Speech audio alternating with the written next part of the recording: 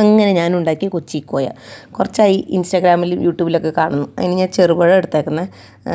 ചെറുപഴം എടുത്തിട്ട് കൈ കൊണ്ട് ഇങ്ങനെ നല്ല പോലെ ഉടച്ചു കൊടുക്കും. കൈ കൊണ്ട് തന്നെ ഉടക്കണം, മിക്സിയിൽ അടിച്ചു വിടാമെന്നാണ് പറയുന്നത്. അതിൻ്റെ ശരിക്കുള്ള ടേസ്റ്റ് കിട്ടണമെങ്കിൽ എല്ലാം കൈ കൊണ്ട് മിക്സ് ആക്കണം. കൈ കൊണ്ട് മിക്സ് ആക്കണത് കാണാൻ ഇഷ്ടമില്ലാത്തവർ, മടിയില്ലാത്തവർ, അതിന് വേറെ ഓപ്ഷൻ ഉണ്ടോ എന്ന് എനിക്കറിയില്ല. പിന്നെ ചെറിയ ഉള്ളി, അതിൽ പഞ്ചസാര ഇട്ടിട്ട് ചെറിയ ഉള്ളിയുടെ ഒരു കുത്തുണ്ടല്ലോ, അത് മാറാൻ വേണ്ടിയിട്ട് പഞ്ചസാര നല്ലപോലെ നമ്മൾ കൈ കൊണ്ട് ഉടച്ച് അത് അലിഞ്ഞ് ആ ചെറിയ ഉള്ളിയുടെ വെള്ളം അതിൽ ചേർന്ന് അങ്ങനെ ആ കുത്ത് പോകണം.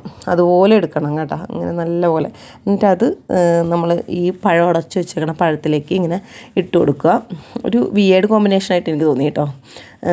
ഇതിങ്ങനെ തന്നെയാണോ എന്നറിയില്ല, ഞാനൊരു വീഡിയോ കണ്ടിട്ട് ആ ഒരു ഓർമ്മയിൽ ഉണ്ടാക്കിയതാണ്. പിന്നെ നാരങ്ങ നീര്, പിന്നെ ഇഞ്ചി നീര്, പിന്നെ തേങ്ങാപ്പാലാണ് അതിൽ ഒഴിച്ച് കൊടുക്കുന്നത്.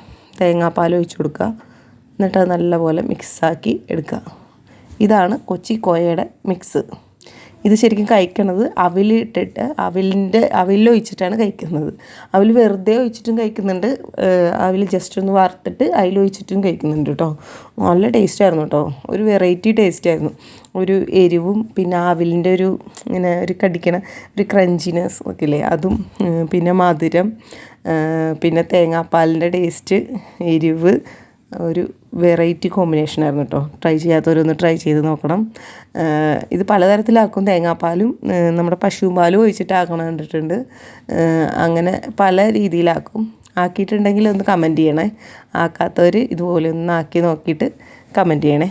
Okay, bye.